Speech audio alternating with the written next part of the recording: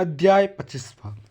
भारत की पवित्र भूमि से सहस्त्रों फुट ऊपर पुष्पक विमान अबाध गति से उड़ते हुए किष्किंधा से मिथिला जा रहा था। रावण और कुंभकर्ण सुरक्षा के लिए बंधन कसे हुए आरामदेह कुर्सी पर बैठे थे। शीघ्र ही वो मिथिला में उतरने वाले थे। इतना समय रहते ही रावण की राजकुमारी सीता के स्वयंवर में शामिल हो सकी, मगर इस समय उनका मन मिथिला या सीता में नहीं था। ब्रह्मचार्य कुंभ। रावण ने मुंह बनाया। सच में स्त्रियों को केवल एक ही उद्देश्य से रचा गया है, और वो है ब्रह्मचार्य। अपना तर तुम उनके इस उद्देश्य को पूरा नहीं करोगे। उपदादा, आप स्त्रियों के प्रति इतने असम्मानजन क्यों हैं? कुंभकर्ण ने पूछा। उसे पता था कि यह कह कर उसके अपने भाई बड़े भाई को इस रुष्ट कर दिया है कि वो भारत के सुदूर दक्षिण में स्थित भगवान अयप्पा के पवित्र मंदिर की यात्रा पर सबरीमल्ला जाने के 41वें दिन की शपथ लेने वाला है। रावण ने इसे इस बात के एक और संकेत के तौर पर देखा था कि उसका भाई उससे दूर हो रहा है और एक कठोर धार्मिक जीवन शैली अपनाने की ओर बढ़ रहा है। क्या तुम चाहोगे कि मैं उनका सम्मान करूं, प्यारे भाई? रावण ने हंसते हुए पूछा। विश्वास करो, स्त्रियां आदर सम्मान नहीं चाहती हैं। वो बस चाहती हैं कि कोई उनका भरण पोषण करे और उन्हें सुरक्षा प्रदान करे। बदले में वो प्रेम या उसके मिलती जुलती जो भी वस्तु होती उसे देने के लिए तैयार रहती हैं। दादा, आप दूसरे बार विवाह करने जा रहे हैं। मुझे सच में लगता है कि आपको स्त्रियों के विषय में अपने विचार बदलने चाहिए। देखो कुंभ, मैं 15 दिन में इतनी स्त्रियों का उपभोग करता हूँ जितना तुमने जीवन भर में नहीं किया है। मैं जानता हूँ वो कैसे सोचती हैं। वो भले ही यह कहे कि उन्हें अच्छे संवेदनशील पुरुष पसंद हैं, मगर याद कर रखो, स्त्रियाँ वो कभी नहीं कहती जो उनके मन में होता है। वास्तविकता में वो भले घरेलू किस्म के पुरुषों को सशक्त और अविश्वसनीय मानकर दरकिनार कर देती हैं। उन्हें असली पुरुष चाहिए होते हैं, सबल कठोर पुरुष। हमारा धर्म कहता है कि असली पुरुष वो हैं जो स्त्रियों का सम्मान करता है। यानी असली पुरुष वो हैं जो आत्मसमर्पण कर दे और स्त्रियों के पाँव की जूती बन जाए। मैंने ऐसा तो नहीं कहा। असली पुरुष वो हैं जो अपना सम्मान करता है और दूसरों के साथ भी असम्मानजनक व्यवहार करता है। बकवास। मैं अपने अनुभव से बता सकता हूँ, 4 स्त्रियाँ मिलकर भी एक पुरुष के समान नहीं हो सकती। वास्तव में 400 स्त्रियाँ भी एक पुरुष के समकक्ष नहीं हो सकती। क्या बेकार की बातें! आप बात सुन भी रहे हैं दादा? हमेशा सुनता हूँ, और मैं कुछ अनुचित नहीं कह सुनता। कुंभकर्ण ने अपने अप्रसन्नता को दबाने के लिए गहरी सांस ली। जाने दीजिए, आपके विचार मेरे विश्वासों या उन वचनों को नहीं डिगा सकते जो मैं भगवान अयप्पा के लिए लूँगा। तुम्हारी ब्रह्मचारी रहना ही किसी भगवान को कैसे प्रसन्न कर सकता है? रावण ने उपहास किया। वो स्पष्ट रूप से कुंभकर्ण को क्रोध दिलाने की कोशिश कर रहा था। यह केवल ब्रह्मचारी की बात नहीं है दादा, कुंभकर्ण ने धीरे से समझाया। वचन लेकर मैं पूर्व महादेव भगवान रुद्र और विष्णु देवी माँ मोहिनी के पुत्र भगवान अयप्पा के प्रति अब निष्ठा की शपथ ले रहा हूँ। यद्यपि देश भर के हजारों मंदिरों में भगवान अयप्पा की पूजा की जाती है, मगर यह व्रत केवल सबरीमल्ला के मंदिरों के लिए किया जाता है। मन वन की देवी सबरी के नेतृत्व में उस क्षेत्र की एक वन्य जनजाति मंदिर की देखरेख करती है, और सभी भक्तों के लिए नियम स्पष्ट रूप से बनाए गए हैं। कुंभकर्ण ने अपनी उंगलियों पर नियम गिनवाए। 41 दिन के व्रत की अवधि में हम मांस मदिरा का सेवन नहीं करेंगे। हम भूमि पर सोएंगे। हम शारीरिक रूप से या अपनी वाणी से किसी को आहत नहीं करेंगे। हम सभी सामाजिक समारोह से दूर रहेंगे। उद्देश्य सादा जीवन जीने और उत्तम विचारों पर ध्यान केंद्रित करने का है। यह सब सुनकर भला सुनाई देता है, मगर मुझे एक बात बताओ। तुम कहते रहते हो कि तुम स्त्रियों का कितना सम्मान करते हो, मगर तुम जानते हो ना, सबरीमल्ला मंदिर तो मैं तो स्त्रियों को जाने की अनुमति नहीं है। क्या यह उनके प्रति असम्मानजनक नहीं है? असम्मानजनक नहीं है? स्त्रियों को अनुमति है, बिल्कुल है। केवल उन स्त्रियों को इस मंदिर विशेष में की अनुमति नहीं है जो अपने जीवन के प्रजनन काल में होती हैं। मूल रूप से रजस्वला होने में सक्षम स्त्रियों के लिए प्रवेश वर्जित है। आह, तो तुम्हें लगता है प्रजनन अशुद्ध है और रजस्वला स्त्रियां मंदिर को प्रदूषित कर देगी? तुम जानते हो कि उत्तर पूर्व भारत के कामाख्या मंदिर में महावीर के रक्त को पवित्र माना जाता है और उसकी पूजा होती है। आप जानबूझकर मुझे गलत समझ रहे हैं दादा। रजस्वला स्त्री पर प्रतिबंध का महावारी के रक्त के अशुद्ध होने से कोई संबंध नहीं है। कोई भी भारतीय ऐसा कैसे सोच सकता है कि इसका कारण तो संन्यास मार्ग है। कुंभकर्ण आगे कहता गया, जैसा आप जानते हैं भारत के लगभग सभी मंदिर गृहस्थ मार्ग का पालन करते रहते हैं।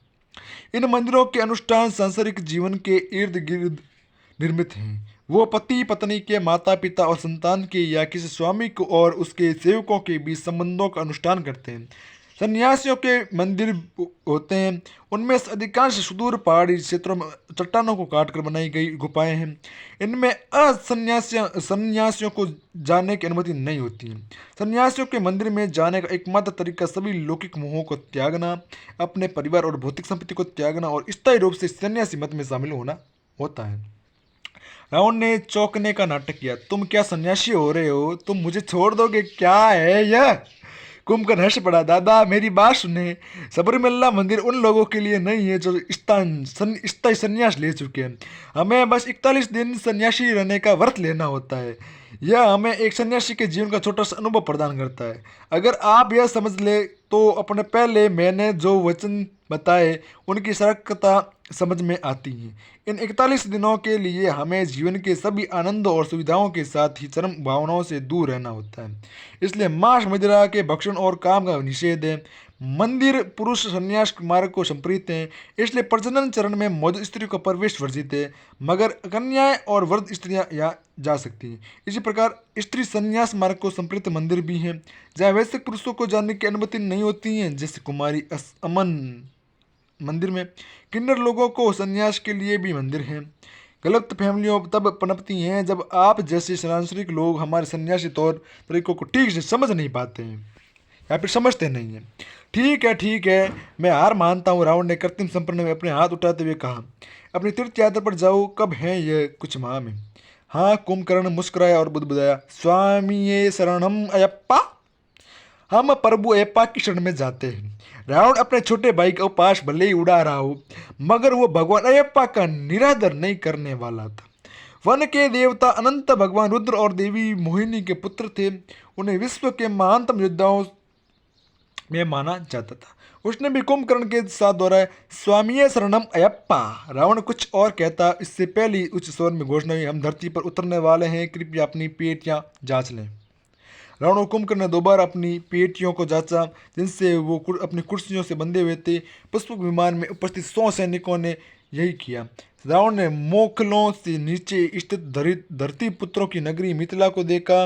ऊपर आकाश से मिथिला भारत के अन्य बड़े नगरों से बहुत भिन्न दिख रही थी, जो अधिकतर नदियों के किनारे बसे हुए थे।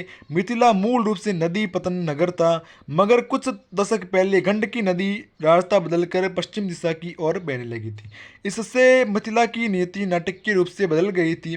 सप्त सिंधु के महान नगरों में गिनी जाने वाली मिथिला का तेजी से पतन हुआ था। अब यह साम्राज्य के अन्य नगरों की तुलना में कई अधिक दरिद्र हो गया था, जो स्वयं रावण के हाथों दरिद्र हो रहे थे। स्थिति यहाँ तक पहुँच गई थी कि रावण ने मिथिला में अपने उप व्यापारी रखना भी रद्द कर दिया था। उनके लिए वहाँ पर्याप्त काम ही नहीं था। नगर के लगभग सब और इतना घना वन पनपते देखना दुर्लभ ही है, रावण ने कहा। वर्षा ऋतु में भरपूर वर्षा होने के कारण उपजाऊ दलदली मैदान होने के चलते मिथिला के आसपास की भूमि अत्यंत उपजाऊ थी। चूंकि मिथिला के किसानों ने बहुत अधिक भूमि साफ नहीं की थी, इसलिए वन ने प्रकृति की देन का लाभ उठाते हुए नगर के चारों ओर एक घनी सीमा बनवा दी। खाई को देख के कुंभकर्ण ने हैरानी से कहा। ऊपर से उन्हें दुर्ग के चारों ओर एक जलाशय दिख रहा था, जो कभी सुरक्षात्मक खाई के रूप में कार्य करता होगा, जिसमें सुरक्षा उपाय के तौर पर घड़ियाल होते होंगे। अब यह पानी निकालने के लिए झील बन गई थी। झील ने अपनी परिधि के भीतर सारे नगर को इतने प्रभावी ढंग से समेटा हुआ था कि मिथिला एक द्वीप जैसा दिख रहा था। विशाल चरखियां झील से पानी खींच रही थी, जिसे पाइपों के माध्यम से नगर में लाया जा रहा था। जल तक आसानी से पहुंचने के लिए किनारों पर सीढ़ियां बनाई गई थी। अब इनके पास समुचित सुरक्षात्मक खाई नहीं है, रावण ने साहस से कहा। मुझे लगता है यह चतुर काम है, उन्हें उसकी आवश्यकता ही नहीं है। कोई मिथिला पर आक्रमण क्यों करेगा? यहाँ लूटने के लिए धन है ही नहीं, और अपनी एकमात्र संपत्ति वो मुक्त हस्त से बांटते हैं, अपना ज्ञान। हम सही कहते हो। जब दोनों भाई दुर्ग के चारों ओर बनी खाई को देख रहे थे, वो उनका ध्यान दुर्ग की दीवार मुख्य दीवार के लगभग 1 किलोमीटर अंदर स्थित एक भीतरी दीवार पर गया। दुर्ग की बाहरी और भीतरी दीवारों के बीच के क्षेत्र को सुगढ़ता से खेतों में बांट दिया गया था। अनाज की फसलें काटे जाने के लिए तैयार दिख रही थी। रावण पर प्रभावित हो गया था। उत्तम विचार है, कम से कम मिथिला में किसी को सैन्य ज्ञान तो है। दुर्ग की दीवारों के भीतर फसल उगाने से किसी भी घेराव के दौरान खाद्य आपूर्ति तो सुरक्षित हो जाती है। साथ ही क्योंकि वहाँ कोई मानव बस्ती नहीं थी, तो अगर कोई बाहरी दीवार में सेंध लगाकर घुस भी जाए तो यह क्षेत्र उसके लिए घातक साबित होगा। शीघ्रता से पीछे हटने की किसी आशा के बिना अंदरूनी दीवार तक पहुंचने की कोशिश में किसी भी आक्रमणकारी बल को अपने बहुत से सैनिक गंवाने पड़ते हैं। कुंभकर्ण अपने बड़े भाई से सहमत था। हाँ, यह उत्कृष्ट सैन्य निर्माण है। दुर्ग की 2 दीवारें और बीच में वीरान भूमि, हमें भी इसे आजमाना चाहिए। जब कुछ देर पुष्पक विमान भूमि के ऊपर मंडरा रहा था, तो उन्हें मिथिला का एक मुख्य द्वार दिखाई दिया। द्वार पर भारत के अधिकांश दुर्गों के विपरीत कोई राज चिन्ह अंकित नहीं था। इसके बजाय द्वार के ऊपरी आधे हिस्से पर देवी सरस्वती की छवि उकरी गई थी। छवि के नीचे एक श्लोक लिखा हुआ था, मगर दूर से उसे पढ़ा नहीं जा सकता था। पता नहीं इस श्लोक में क्या हुआ है, रावण ने कहा। मुझे याद है, अंकपंत जी ने मुझे इस बारे में बताया था, कुंभकर्ण ने कहा। स्वगृहे पूजते मूर्ख स्वग्रहे पूजते प्रभु, स्वदेशी पूजते राजा विदोषित पूजते। एक मूर्ख की पूजा उसके घर में होती है, एक मुखिया की पूजा उसके गांव में होती है, एक राजा की पूजा उसके राज्य में होती है, मगर विधान की पूजा सब जगह होती है। रावण मुस्कुराया। सच में ज्ञान को संप्रीत नगर, सच में ऋषियों का प्रिय नगर, सच में वो नगर जो उसके उद्देश्य को पूरा करेगा। धातु के छोटे गोलाकार पर्दे मोकलों पर फैल गए, जिन्होंने दृश्य को अवरुद्ध कर दिया गया। हम उतर रहे हैं, कुंभकर्ण ने कहा। जब घुड़कों को गर्जन हल्का हुआ तो पुष्पक विमान धीरे धीरे भूमि पर उतरा। यह दुर्ग की बाहरी दीवार के बाहर वन की सीमा के आके साप मैदान में अपने लिए निर्धारित स्थान पर उतरा था। रावण का 10 सहस्त्र से अधिक सैनिकों का अंगरक्षक दस्ता पहले ही व्यवस्थित संरचना में वह मौजूद था। रावण ने गहरी सांस ली, काम करने का समय आ गया है। कुछ तो गड़बड़ है दादा, कुंभकर्ण ने कहा। वापस चलते हैं। रावण ने मिथिला के बाहर शिविर लगाया था। वहाँ अपने सैनिकों से घिरे होना सप्त सिंधु के किसी राज्य के नगर की दीवारों के भीतर रहने से कहीं अधिक सुरक्षित था। वो भी ऐसा राज्य जिसे उसने अपनी व्यापारिक नीति से दरिद्र कर दिया था। मगर तुझे तो स्वयं राजा कुशध्वज ने आमंत्रित किया था, रावण ने क्रोध भर में कहा। वो कुंभकर्ण और अपने सहायकों की मिथिला के राज दरबार से लौटने की प्रतीक्षा कर रहा था, जहां वो उसके आगमन की घोषणा करने गए थे। जानता हूँ, मगर वो सारे समय चुप रहे और राजा जनक भी। वो आखिर बोल कौन रहा था? गुरु विश्वामित्र। इंद्रदेव के गुरुजी कहाँ यहाँ क्या कर रहे हैं? स्वयंवर समारोह के दौरान कोई शास्त्रार्थ तो है नहीं। मुझे नहीं पता कि वो यहाँ क्या कर रहे हैं, मगर यह बता सकता हूँ कि वो वही सारे निर्णय लेते प्रतीत हो रहे हैं, और मुझे तो राजकुमार सीता से मिलने तक नहीं दिया गया। इसका क्या मतलब है रावण? अब और अधिक उत्तेजित होता जा रहा था। मैं लंका हूँ, संसार के सबसे शक्तिशाली राज्य का शासक, पृथ्वी का समृतम देश, सीता का हाथ जीतने के लिए यहाँ आने की सहमत होकर मैंने मिथिला पर उपकार किया है। वो मेरे साथ इस तरह का व्यवहार कैसे कर सकते हैं? दादा चलते हैं यहाँ से, सप्त सिंधुवासी हमें कभी स्वीकार नहीं करेंगे।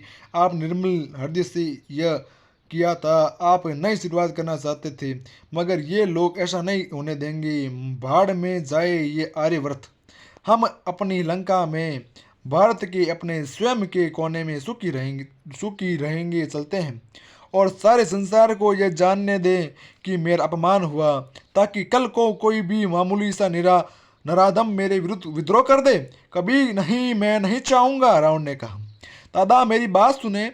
गुरु विश्वामित्र स्पष्ट शब्दों में कहे बिना मुझे बताने का प्रयास कर रहे थे कि स्वयंवर में आपका स्वागत नहीं होगा। जब भी मैंने राजा कुशध्वज को देखा तो वो भूमि को देखने व्यस्त थे। उन्होंने एक शब्द भी नहीं कहा। ये सब शुभ संकेत नहीं है। तुमने उन्हें बताया क्यों नहीं कि हमें उस मूर्ख कुशध्वज ने निमंत्रित किया है? इसका लाभ क्या है दादा? वो तो हमें स्वीकार भी नहीं करना चाहता था। यह हमारा स्वागत नहीं है, हम चलते हैं। नहीं, हम नहीं जाएंगे दादा। रावण का इस तरह अपमान नहीं किया जाएगा, लंका का इस तरह अपमान नहीं किया जाएगा। मुझे परवाह नहीं कि वो क्या सोचते हैं। मैं स्वयंवर में जाऊंगा और जीतूंगा। मैं सीता के साथ जाऊंगा, भले ही बाद में मुझे उन्हें सिगिरिया की कराल कोठरी में डालना पड़े। मैं इस स्वयंवर को जीतूंगा, मैं अपने सम्मान को हासिल करूंगा। दादा, मुझे नहीं लगता कि कुंभकर्ण, मेरा निर्णय अंतिम है। स्वयंवर के दिन रावण और कुंभकर्ण 30 सैनिकों के साथ अपने शिविर से चले। 15 सैनिक उनके आगे चल रहे थे और 15 पीछे। सैनिक अपनी पूरी सज धज के साथ थे, जैसे दुनिया के समृद्धतम राज्य के प्रतिनिधियों को होना चाहिए था। वो लंका की पताका लिए हुए थे, काले ध्वज जिन पर लपटों के बीच से निकलते दाढ़ते सिंह का सिर बना था। यह देखते हुए स्वयंवर में उनका स्वागत नहीं था। कुंभकर्ण ने पूरी तरह अस्त्र शस्त्रों से लेस एक सहस्त्र सैनिकों की पलटन तैयार की थी, जिससे रावण और उसके अंगरक्षकों के पीछे रहना था। उन्हें स्वयंवर स्थल के बाहर प्रतीक्षा करनी थी। कुंभकर्ण पूरी सुरक्षा के साथ चलना चाहता था, मगर मल्ल पुत्रों को उकसाए बिना। लंकावासियों ने झील पर बने नावों के पुल को पार किया और बाह्य दीवार के खुले द्वार से होते हुए भीतर दीवार के पार चले गए। रावण और कुंभकर्ण के पीछे चल रहे सैनिक शंख बजाते हुए अधिक से अधिक ध्यान आकर्षित कर रहे थे। चैनल को सब्सक्राइब नहीं किया है तो अभी करें। मिथिला के अधिकांश नागरिक स्वयंवर की ओर जा रहे थे। यहाँ पहले ही वहाँ पहुँच चुके थे, जो थोड़े बहुत नगर में रह गए थे। वो इस शोभा यात्रा को देखने के लिए अपने घरों से बाहर निकल आए थे। विश्व के समृद्धतम और सबसे शक्तिशाली व्यक्ति की शोभा यात्रा। लंका के दल की तड़क भड़क को देखकर मिथिला के शांति प्रिय निवासी पीछे हट गए। वो किसी भी तरह के लंकावासी कुछ करना या भड़काना नहीं चाहते थे। रावण ने अपनी दृष्टि आगे के मार्ग पर रखी। उसने भंगिमा ऐसे राजा की थी युद्ध से विजयी होकर लौटा हो। उसने तो मिथिला के दीनहीन नागरिकों की ओर एक निगाह तक नहीं डाली थी। स्वयंवर का आयोजन राज दरबार की बजाय महल परिसर के अंदर धर्मसभा में किया गया था। यह भवन राजा जनक ने मिथिला विश्वविद्यालय को दान कर दिया था और यहाँ नियमित रूप से विभिन्न गूढ़ विषयों, इस भौतिक संसार के भ्रम, आत्मा की प्रकृति, सृष्टि के स्रोत, मूर्ति पूजा के महत्व और सौंदर्य, नास्तिक कथा के दर्शन शास्त्रीय स्पष्टीकरण आदि पर वाद विवाद और चर्चाएं हुआ करती थी। राजा जनक दार्शनिक राजा थे, जो अपने राज्य के सभी संसाधनों को आध्यात्मिक और बौद्धिक अभिरुचियों के मामले पर केंद्रित करते थे। वर्ताकार कक्ष के शीर्ष पर एक बड़ा सा भव्य गुम्बद था। उसकी दीवारें अतीत के महानतम ऋषियों और ऋषिकाओं के चित्रों से सुशोभित थी। कुछ मायनों में वर्ताकार विन्यास राजा जनक की प्रशासनिक नीति का प्रतीक था। सभी दृष्टिकोण के प्रति आदर भाव। वाद विवादों के दौरान सभी सम्मान स्तर पर बैठते थे, समकक्षों की भांति, बिना किसी संचालक प्रमुख के, और खुलकर निर्भीकता से विषयों पर चर्चा करते। स्वयंवर के लिए कक्ष के प्रवेश द्वार के पास एक अस्थायी 3 स्तरीय दर्शक दीर्घा बनाई गई थी। दूसरे छोर पर एक लकड़ी के मंच पर राजा का सिंहासन रखा गया था। सिंहासन के पीछे एक ऊंची पीठिका और मिथिला के संस्थापक राजा मिथि की मूर्ति रखी हुई थी। राजा के सिंहासन के दाएं बाएं कुछ कम भव्य 2 आसन और रखे गए थे। विशाल कक्ष के बीच के स्थान में एक घेरे में आरामदायी आसन लगे हुए थे, जहाँ राजा और राजकुमार संभावित वर बैठे थे। लंका के शंखों के तीव्र नाद के साथ रावण और कुंभकर्ण ने अपने 30 अंगरक्षकों के दल के साथ पूरी भव्यता से प्रवेश किया। 1000 सैनिकों का दल कक्ष के बाहर प्रतीक्षा कर रहा था, निगाह से दूर मगर निकट ही। आवश्यकता पड़ने पर राजा की सहायता के लिए हमला बोलने का तैयार। सारे प्रबंधों को देखते हुए रावण और कुंभकर्ण आगे बढ़े। 3 स्तरीय दर्शक दीर्घा के ऊपरी स्तर आम नागरिकों से भरे हुए थे, जबकि कुलीन वर्ग और समृद्ध व्यापारियों ने अब पहले चबूतरे पर आसन जमाया हुआ था। प्रतिभागी एक घेरे में कक्ष के मध्य में आरामदायक आसनों पर विराजमान थे। हर आसन भरा हुआ था। स्वयं निगाहों में बिना राजकुमारी सीता सारा आयोजन देख सकती थी, क्योंकि उन्होंने उसे गुप्त स्वयंवर बनाने का निर्णय लिया था। कक्ष के मध्य में औपचारिक रूप से एक पीठिका पर एक प्रत्यंचा उत्तरा धनुष रखा था। विख्यात पिनाक स्वयं भगवान रुद्र का धनुष, उसके पास अनेक बाण रखे हुए थे। पीठिका के पास भूमि पर एक बड़ा सा तांबे का पात्र था। प्रतिभागियों को पहले धनुष को उठाना और उसकी प्रत्यंचता चढ़ानी थी, जो स्वयं ही कोई आसान काम नहीं था। फिर उन्हें पात्र के पास जाना था, जो पानी से भरा हुआ था, जिसमें लगातार ऊपर से बूंदें गिर रही थी। इससे पात्र में छोटी छोटी लहरें बन रही थी, जो केंद्रीय भाग से किनारों की ओर जा रही थी। स्थिति को और अधिक कठिन और अप्रत्याशित बनाते हुए पानी की बूंदी अनियमित अंतराल पर गिर रही थी। गुरुम्बद के शीर्ष से भूमि से कोई 100 मीटर ऊपर लटकी एक धुरी पर लगे एक चक्र पर एक हिस्सा मछली लगी हुई थी। चक्र एक निश्चित गति से घुमा रहा था। प्रतिभागियों को नीचे अस्थिर पानी में मछली के प्रतिबिंब को देखना था और धनुष से बाण छोड़कर मछली की आंख को भेदना था। सबसे पहले सफल होने वाला प्रतिभागी वधु का हाथ जीत लेता। रावण संभावित वरों के लिए नियत चुनौती को देखने के लिए नहीं रुका। न ही ऐसा लगा कि उसने इस पर ध्यान दिया कि उसके प्रवेश ने माँ मल्लपुत्र गुरु विश्वामित्र के भाषण में बाधा डाली है। यह महर्षि का घोर अपमान था, मगर रावण को जैसे परवाह नहीं थी, क्योंकि किसी और बात ने उसका ध्यान खींच लिया था। प्रतिभागियों के घेरे का हर आसन भरा हुआ था। इन लोगों ने मेरे लिए स्थान भी आरक्षित नहीं किया है, नराधम लोग। रावण का दल कक्ष के केंद्र में आया और भगवान रुद्र के धनुष के पास रुक गए। अग्रणी अंगरक्षक ने ऊंच स्वर में घोषणा की, राजाओं के राजा, सम्राटों के सम्राट, त्रिलोक के शासक, देवप्रिय स्वामी रावण। इस रावण एक छोटे राजा की ओर मुड़ा जो पिनाक के सबसे निकट बैठा था। उसने हौले से उसे घुड़का और सिर हिलाकर संकेत किया। भयभीत राजा बिना प्रश्न किए उठा और शीघ्रता से जाकर एक अन्य प्रतिभागी के पीछे खड़ा हो गया। रावण आसन की ओर गया, मगर बैठा नहीं। उसने अपना दायां पांव आसन पर रखा और अपने हाथ को घुटने पर टिका लिया। कुंभकर्ण एवं अन्य लोग उसके पीछे पंक्तिबद्ध खड़े थे। फिर लगभग अलसाए से ढंग से रावण ने अपनी दृष्टि कक्ष के दूसरी ओर घुमाई, जहां सिंहासन रखे हुए थे।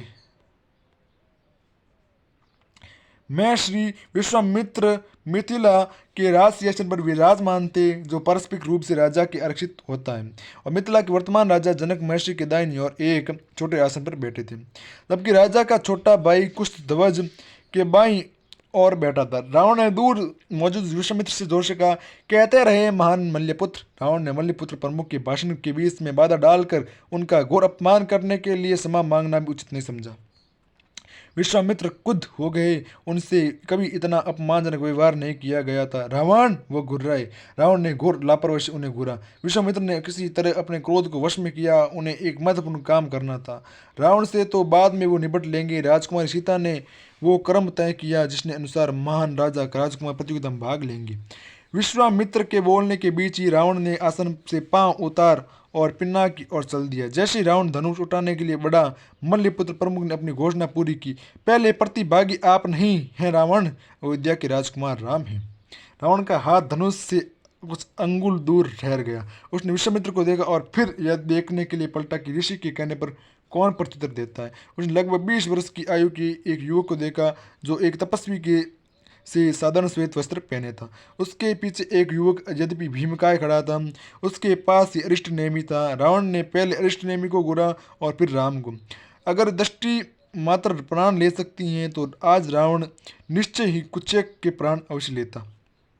तो यह है वो बालक अयोध्या में उस दिन जन्मा था जब मैंने इसके पिता को पराजित किया था, और विश्वामित्र का इतना दुस्साहस कि इस बालक को मेरे विरुद्ध खड़ा कर रहे हैं, लंका के राजा के विरुद्ध, संसार के शासक के विरुद्ध। रावण विश्वामित्र की ओर मुड़ा। उनकी अंगुलियां अपने गले में वेदवती की उंगली की हड्डी के लटकन से लिपटी हुई थी।